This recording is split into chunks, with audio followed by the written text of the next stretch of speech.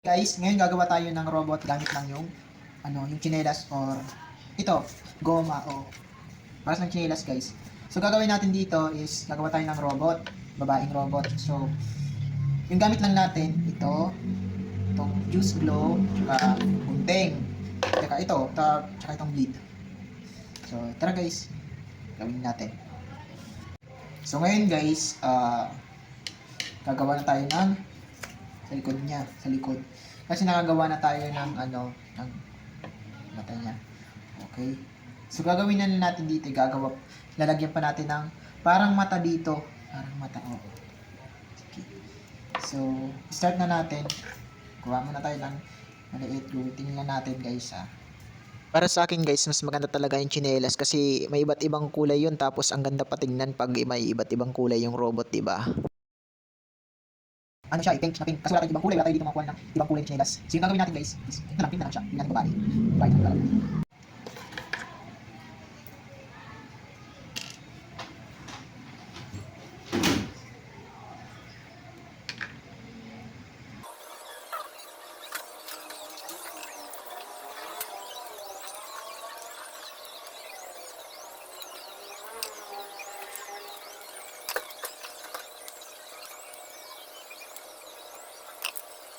So guys, ito yung niya, yung parang sa likod niya, parang din sa robot, 'di ba?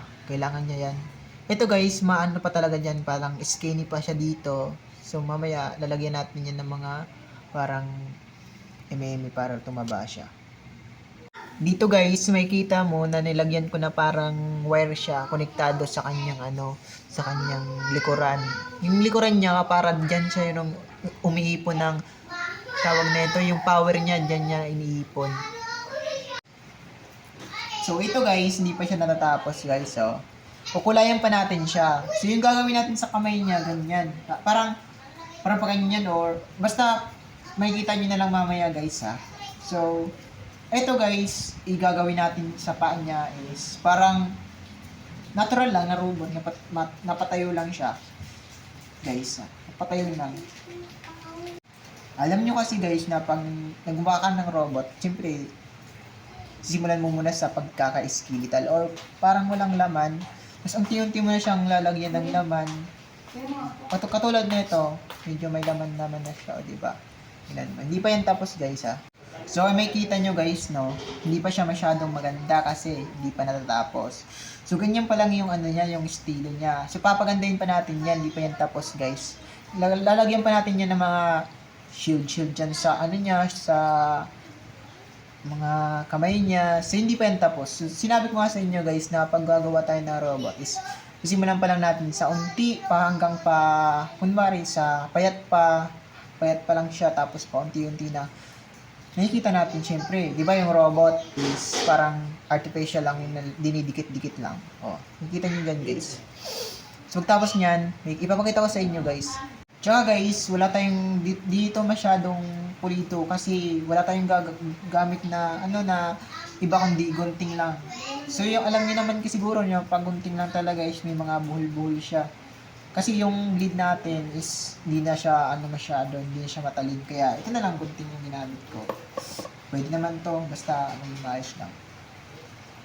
So ito guys, lalagyan ko dito siya ng mga pangpataba-taba na niya kasi robot nga siya. So kailangan natin marami siyang kailangan marami siyang parang muscle niya, ganyan. So lagay natin yun dyan. So yun guys, hindi pa siya tapos. So papagandahin pala lalo natin yan. Kasi naman makikita niya talaga na wala pa siyang kamay. Kasi nga ang hirap talaga kasi lang talaga yung natin, gamit natin. Yung pandikit pa natin is medyo hindi pa masyado madikit. So, tingnan nyo. Yung nga sa likod niya is ganyan. So mamaya kasi hindi siya masyadong maganda tingnan din kasi pink na pink siya eh. Kasi wala tayong iba dito. Tinry ko lang talaga itong yung hiningi ko yung mama na pang sa, kaya ito. Mamaya papakita ko sa inyo kung yung kakalabasan niya, yung maging itsura niya guys. So guys, ito pa lang yung natin. So hindi pa tayo tapos, hindi pa yung tapos.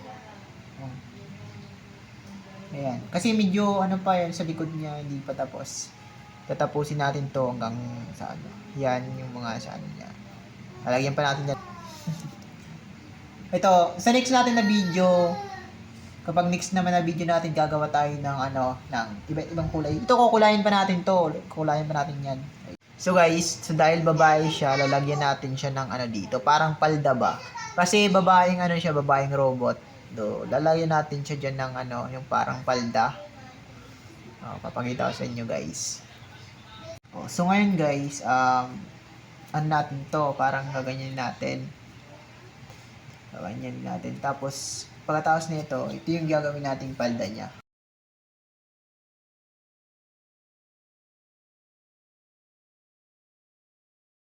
Pumutak kasi dun. Hanggang wala pang Ay. pulse ko, kukunin ko na. So!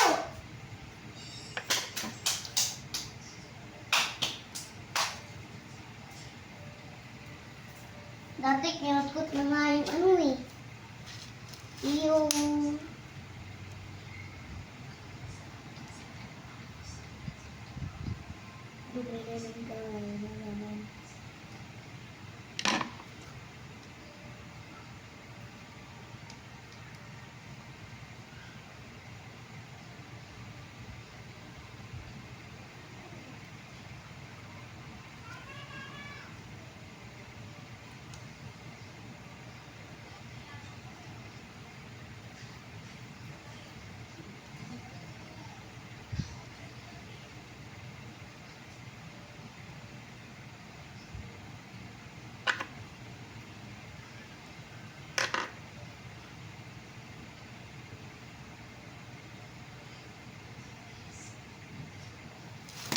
ano ba to? Sakit. Ay ko, natumba pa ako.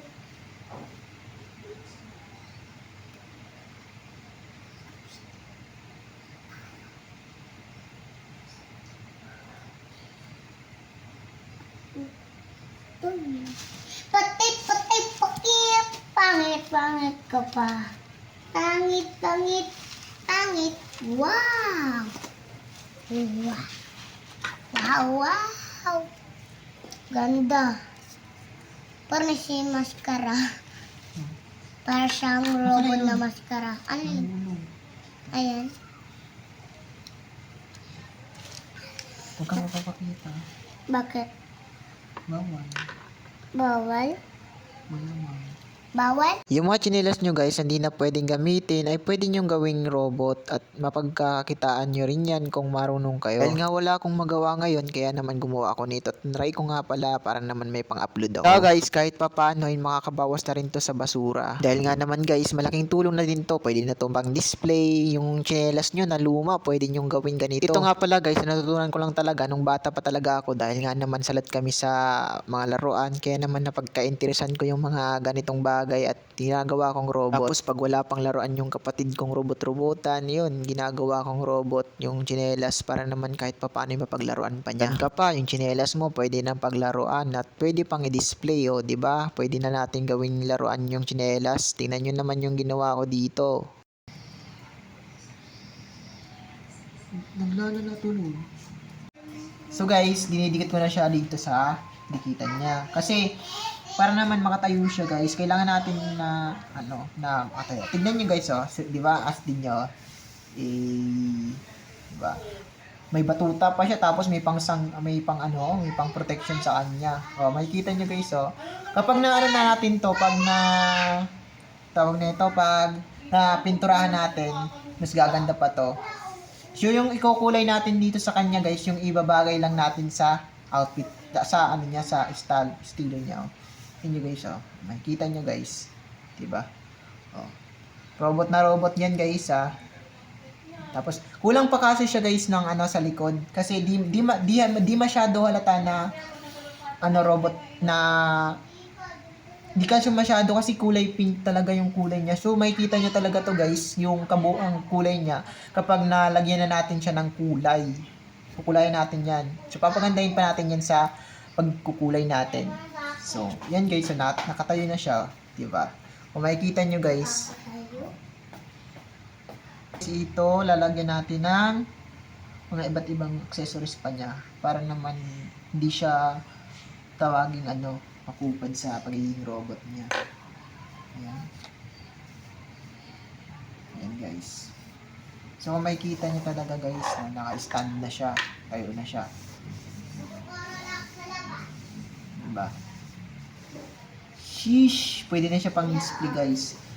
So yung ano lalagyan natin dito. So ayan guys, yung kabuuan niya oh. Hindi pa yan tapos, pero lalagyan ko pa yan ng mga parang tinik-tinik niya dyan para kanya lang talaga yan, oh, di ba? Doon ka, doon ka right sa. Ayan guys, oh, di ba nakikita nyo guys? Siyempre lalagyan pa natin yan ng mga ano dito, parang wire. So guys, ito na yung ano lalagay natin. So, bibintahan natin kung tatry natin kung mag-epekto ba to. So, yung kulay natin sa taas ng ulo niya is kulay blue kasi favorite ko yung blue.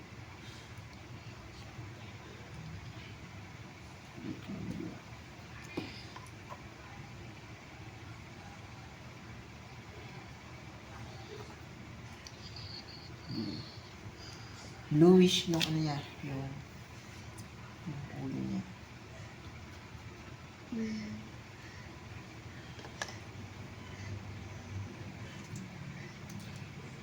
Kasi hindi, parang hindi siya i-epekto guys, parang nasira lang to. Ito maganda yun.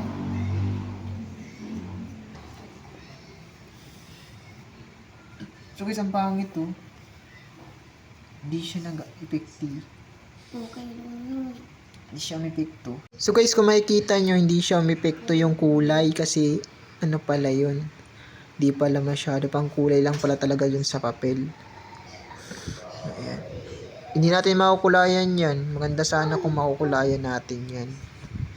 Diba? So guys, ito na. Hanggang dito na lang po muna yung ating nagawa kasi maganda sana to kung ibang kulay niya. Kaso nga lang, ito lang talaga yung available dahil sabi ni mama hindi na daw nagagamit kaya binigay niya lang sa akin. Tapos nry ko na gumawa nito, ito na nagawa ko guys. So, hindi siya masyado maganda tingnan kasi purong pink to eh. Purong pink. So guys, maganda sana kung may pula, may itim, or diba, kahit iba't ibang ano, klase ng tsinelas ba? Yung kulay ng tsinelas. Yun. Maganda sana to guys kung iba't iba yung kulay. Yan yun. Pwede na siya may display. Pwede siya may display sa collection, ganyan. Collection! Grabe naman yun, collection. Ito guys, oh. Maganda sana to, kaso nga lang, wala tayong pang kulay. Kasi hindi hirap talaga kulayan kasi hindi naman siya didikit, di ba? So, yung gamit lang talaga natin dito guys, gunting, tsaka glow. Yung bleed naman kasi masyado siya mapurol. Ito guys, oh. Ito lang yung nakayanan ko. Sa likod niya, kasi babae nga siya, di ba? Oh. Tapos, yan. Tingnan nyo guys. Maganda. Mas pagagandahin ko sana kung may mga kulay-kulay pa. Ito try ko lang to talaga guys. So, yung next natin na gagawin guys, yung, kung makahanap tayo na may mga kulay-kulay na ng mga tawag na ito na tsinelas, ganun na lang. So guys, maraming salamat sa mga umabot sa video to dito. And ito na guys yung natapos natin. Ayan. So hanggang dito na lang pala tong video natin. Maraming salamat guys. See you next video. Thank you. Bye-bye.